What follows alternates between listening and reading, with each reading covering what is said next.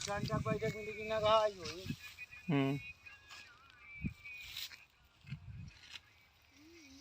लालान क्या बता घर जाई हो ये कट जाए ओके बाद मैंने ट्रैक्टर वैक्टर ले आए के एक डेढ़ घंटा में सब रफा दफा। हाँ 1 घंटा बहुत बड़ी देर में लागी 1 घंटा लागी। अबे समय अब यह है कि सुखा आ जाए तो फिर समेटत ना लागी हर एक दिन लागी 1 घंटा में हरी नहीं टाइम लागी हो तो नहीं ठीक है बाबू। हो ठीक कहा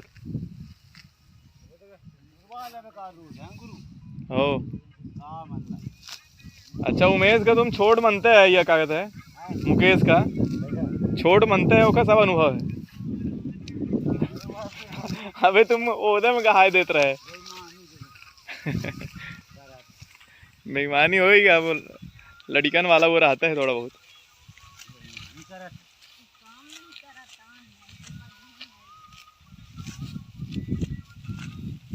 अब जे के हाथ में मोबाइल लग गया वो थोड़ा काम है काम ज्यादा नहीं करेगा।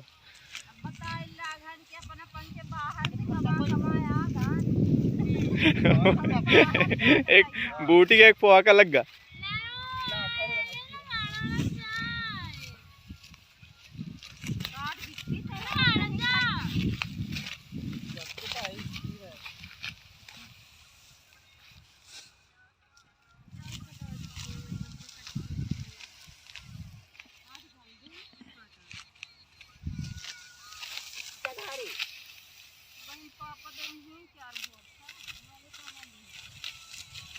वहाँ में खड़े हैं तो ऐसे हमको लाया था बरकाए यहाँ न मिट्टी मिट्टी लगी अपन यूट्यूब देखा तो उम्मीद भाई से पाए गई एक बोता।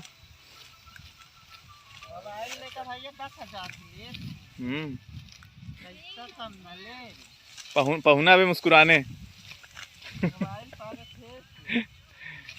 एक बोता पाए तो मुस्कुराने।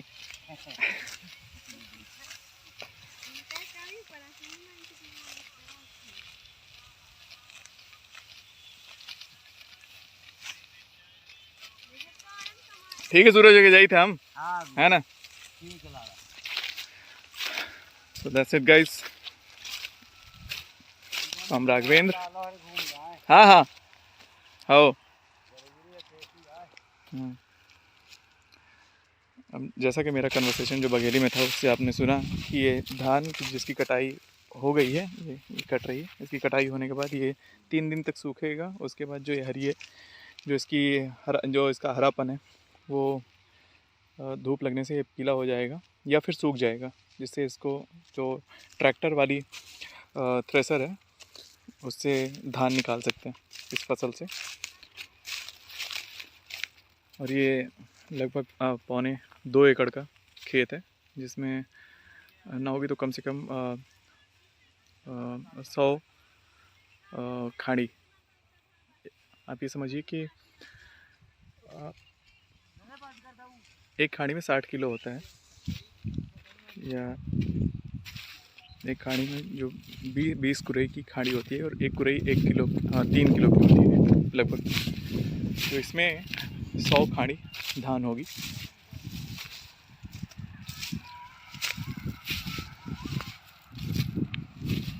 और ये डिपेंड करता है क्विंटल में इसका कन्वर्ट होना इस धान के वज़न के ऊपर बालियों के वज़न के ऊपर।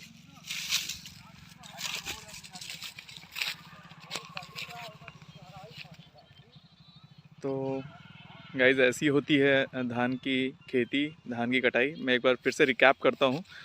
आप जब भी खेत होते हैं खेत को आप जुताइए उसमें पलेवा लगवाइए। रोपा एक दूसरे खेत में होगा या उसी खेत में आप कहीं भी लगवा सकते हैं।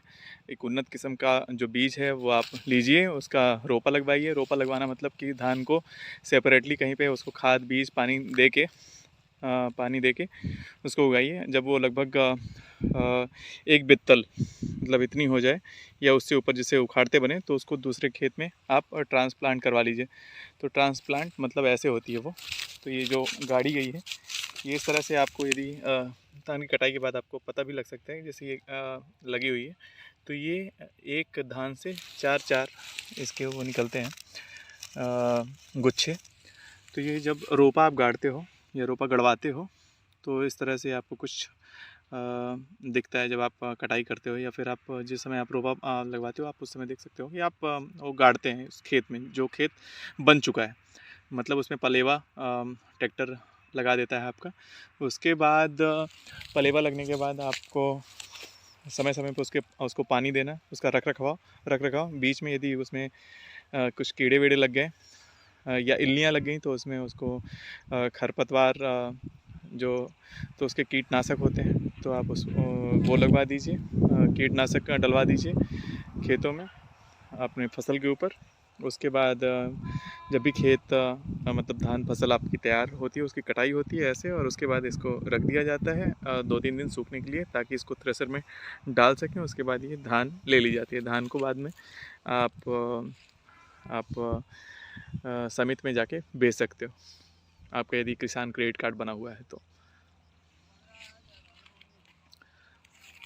और उसके बाद खेत तैयार हो जाते हैं, आप उसमें मसूरी या फिर गेहूँ, राई, चना कुछ भी बो सकते हो। एक बार फिर से जुताई करने के बाद हार्वेस्टर से कटाने का ये नुकसान है कि आपको ये जो डंठल आपको दिख रहे हैं ये लगभग इतने ना हो के इतने ऊपर से बालियाँ काट लेता है हार्वेस्टर, और उसके बाद छोड़ देता है, जिससे खेत ख़राब होने की संभावना रहती है। तो आपको खेत में ज़्यादा वर्क करना पड़ता है, इसलिए कटाई ही ज़्यादा सर्वोत्तम मानी गई है, हाथ से कटाई।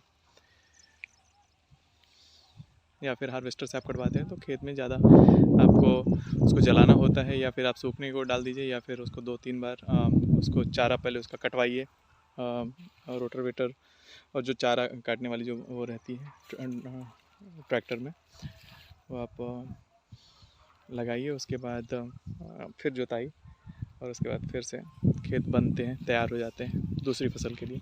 So that's it guys from my channel. आपने अभी इसको सब्सक्राइब नहीं किया है तो सब्सक्राइब कर दीजिए, सो दैट मैं आप तक इंस्टेंटली दूसरे वीडियोस भी पहुंचाता रहूं।